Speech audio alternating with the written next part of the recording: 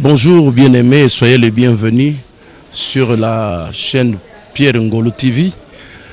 À l'occasion de ce 8 mars 2018, nous venons encore à vous pour souhaiter à toutes les femmes du monde la bonne fête, telle que cela a été décrété en votre honneur. Soyez les bienvenus dans les Seigneurs.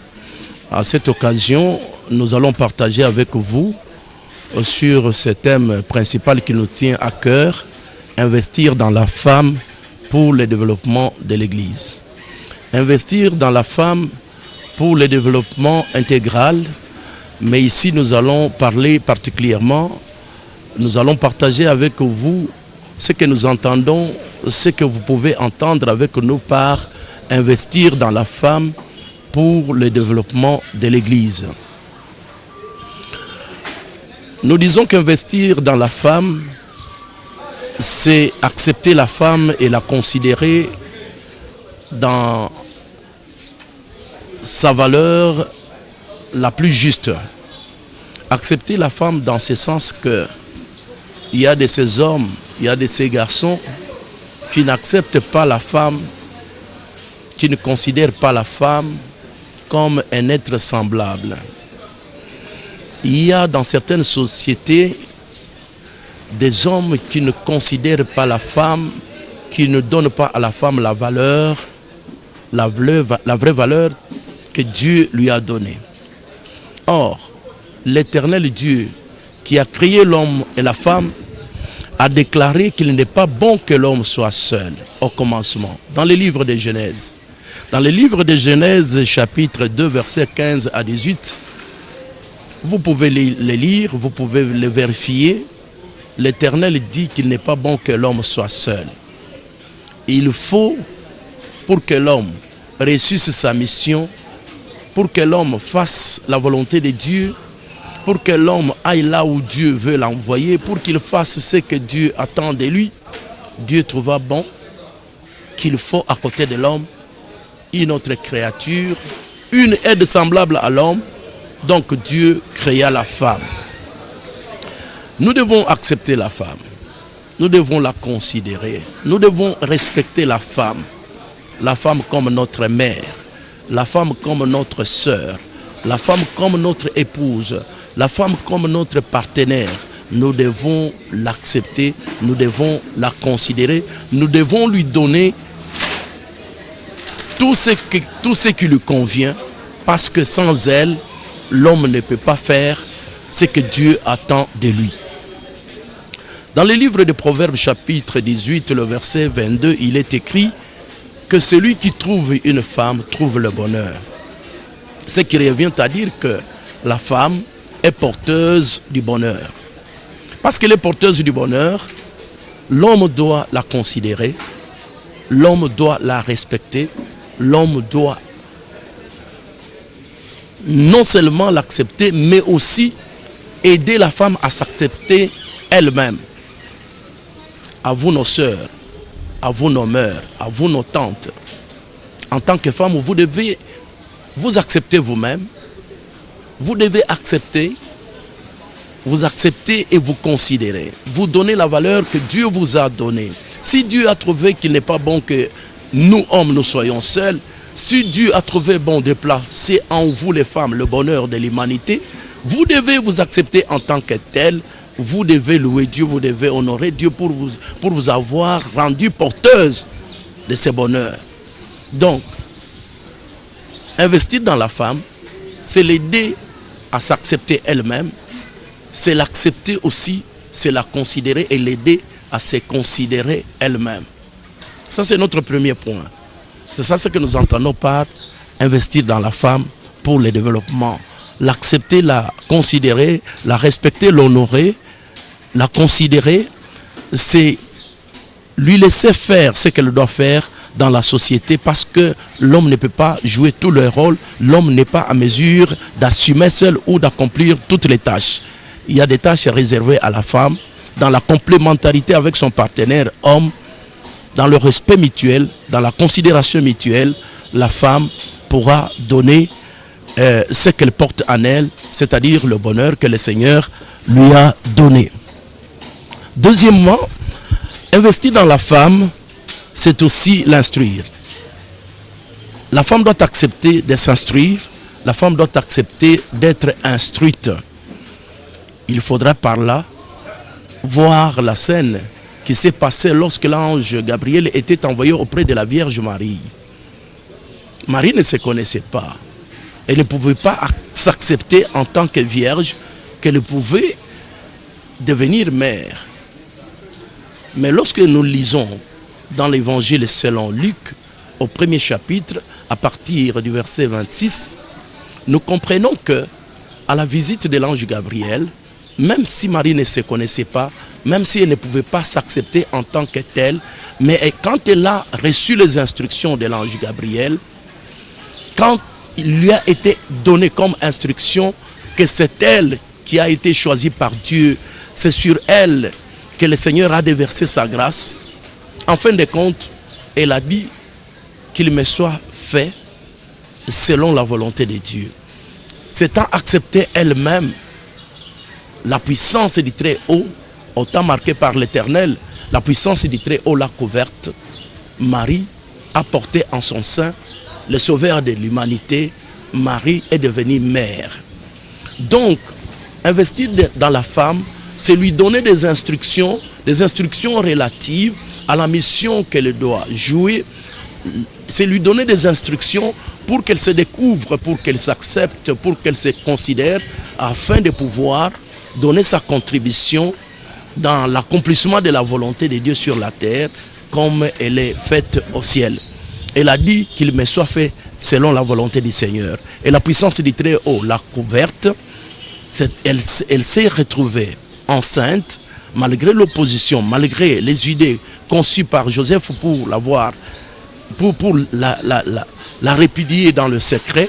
Le Seigneur lui-même qui lui avait donné, qui l'avait rendu capable, qui lui avait donné cette grâce de devenir la mère du Seigneur, le Seigneur s'est révélé encore à Joseph. Et ainsi, il n'y a pas eu cette rupture qui s'est préparée dans le secret. Investir dans la femme, ce n'est pas seulement l'instruire, c'est aussi la former.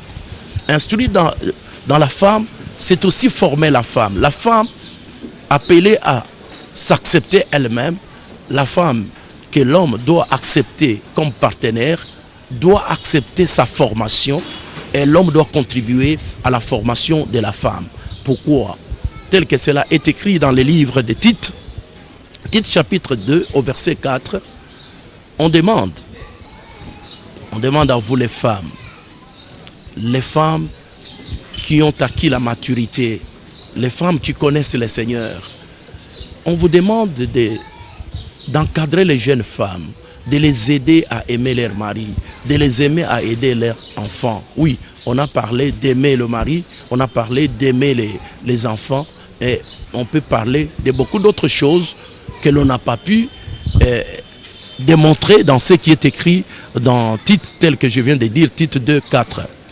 On doit aider la femme. La femme doit accepter la formation et doit être formée dans tous les domaines de la vie parce qu'elle est porteuse du bonheur.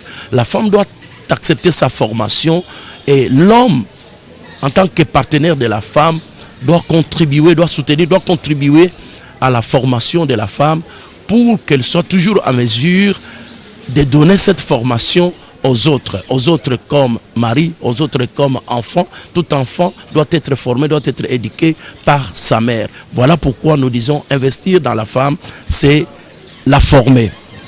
Quatrièmement, investir dans la femme, c'est la soutenir ou c'est soutenir son travail. Nous devons apprendre à soutenir l'activité de la femme. La femme a beaucoup de choses à faire.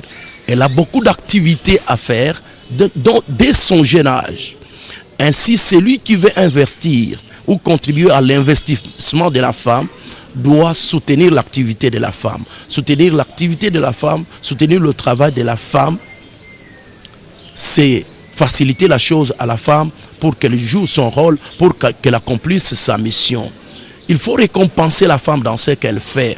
Au lieu de la compliquer, il faut lui faciliter la tâche. Donc, investir dans la femme, nous disons, c'est la soutenir. C'est la soutenir depuis son jeune âge. Il faut l'encourager à aller à l'école. Il faut l'encourager à faire ce qui qui est recommandé par la société, par l'État dans lequel elle vit, et il faut l'aider à accomplir son activité même dans l'église, parce que la contribution de la femme pour l'avancement de l'œuvre de Dieu dans l'église est considérable. L'activité de la femme doit être considérée, parce qu'il y a de ces hommes de Dieu, de ces serviteurs de Dieu qui continuent à croire que la femme doit garder silence, elle n'a rien à faire. Au contraire, la femme, tel que cela est écrit dans le livre de Proverbes, chapitre 31, au verset 13, et même au verset 31, la femme doit être récompensée dans ses activités. La femme doit travailler elle-même d'une main joyeuse. La femme a beaucoup de choses à faire, et dans l'église, et dans la famille, et dans la société. Voilà pourquoi nous disons que son travail ou son activité doit être soutenu. Je disais qu'investir dans la femme, c'est soutenir son activité, c'est soutenir son travail tel que cela est écrit dans le livre des Proverbes, chapitre 31, au verset 10 jusqu'à 31, mais plus précisément, c'est le verset 13 et le verset 31, où il nous est recommandé de soutenir la femme en lui donnant la récompense, la rémunération qui lui est due. C'est pour lui permettre de pouvoir jouer son rôle, de pouvoir accomplir sa mission dans la famille, dans la société, dans l'église et dans le monde. Alors, s'il y a de ces hommes de Dieu-là, s'il y a de ces maris-là, s'il y a de ces parents ou de ces pères-là qui ne donnent pas, qui ne soutiennent pas, qui ne considèrent pas l'activité de la femme, donc, comme il est écrit que toute écriture est inspirée de Dieu, toute écriture est utile pour convaincre, pour corriger, pour instruire, afin que l'homme de Dieu soit parfait. Donc, acceptez de vous corriger, revenez à la raison pour soutenir le travail de la femme dans votre maison, dans votre famille, dans votre église, et l'accepter comme partenaire pour que la volonté de Dieu qui a déclaré qu'il n'est pas bon que l'homme soit seul puisse s'accomplir, et le bonheur que Dieu a investi dans la femme soit au partage de tous, afin que la société change et que la discrimination ou toutes ces barrières érigées pour le développement ou la contribution de la femme au développement, que toutes ces barrières soient brisées, afin que la participation de la femme soit effective pour le développement. Ici, nous parlons du développement de l'Église. Investir dans la femme, c'est enfin l'accompagner. C'est l'accompagner pour que, ensemble, l'homme et la femme retrouvent ce qui est de grands prix, ce que l'Éternel Dieu a caché dans la femme. Investir dans la femme, c'est l'accompagner. Nous disons c'est l'accompagner, pourquoi? Parce que dans l'épître de Pierre, chapitre 3, verset 3 jusqu'à 6, première épître de Pierre, chapitre 3, verset 3 jusqu'à 6, il est dit que nous devons aider la femme. La femme doit s'accepter elle-même. Elle doit avoir cette parure, la parure intérieure, la parure qui est cachée au-dedans d'elle, parce que dans la parure intérieure, l'Éternel Dieu a caché dans la femme ce qui est d'un grand prix à ses yeux. La femme ne doit pas seulement se préoccuper de l'extérieur, qui consiste dans les perles, dans les bijoux, dans les tresses, mais la femme doit plutôt savoir que l'Éternel Dieu qui l'a créé, l'Éternel Dieu qui lui a donné une place de choix à côté de l'homme, l'Éternel Dieu a mis dans la femme quelque chose de grand prix, et la femme doit le découvrir. Et l'homme, le frère, le pasteur, le chef, les collègues de la femme doit aider la femme, doit accompagner la femme à retrouver ensemble ce qui est de grands prix, ce que Dieu a caché dans la femme. C'est quoi? C'est la bonté du cœur.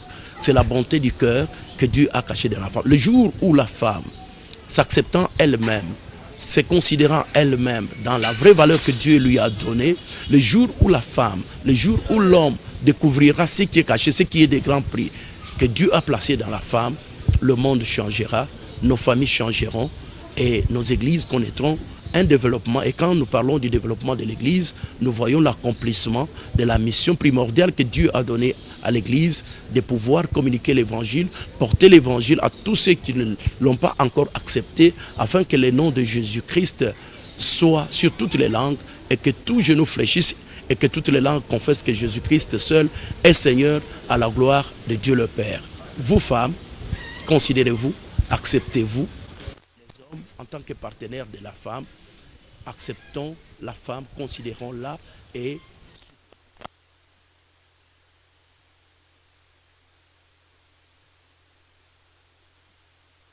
au développement et nous bénéficierons le bonheur que Dieu a caché dans la femme, tel que nous devons le répéter. Celui qui trouve une femme trouve le bonheur.